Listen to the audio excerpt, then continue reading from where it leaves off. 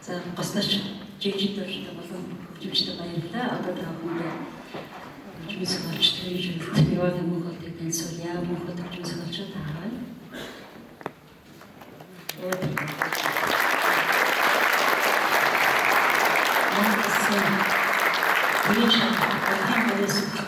Агуу Пирвагийн аясын мөрөлдөх отгон хүү өнөөдөр Монголсын тэрийн шагналыг хүртсэн юм хөлбөмбөг зохиолч байгаамаа.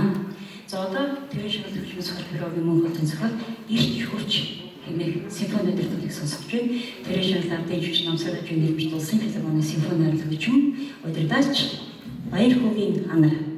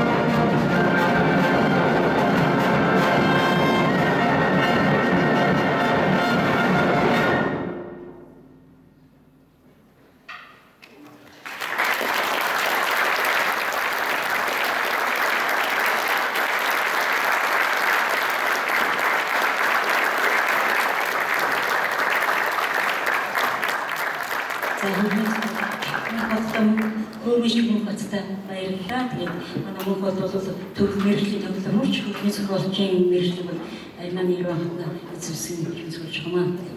За энэ жилийн алтан намар наадмын бүтээлүүд сургууль сайтай, зохион байгуулалт сайтай нэлээд чанартай болсон байгаа гэж бодож ингэж хэлбэл таатай бай.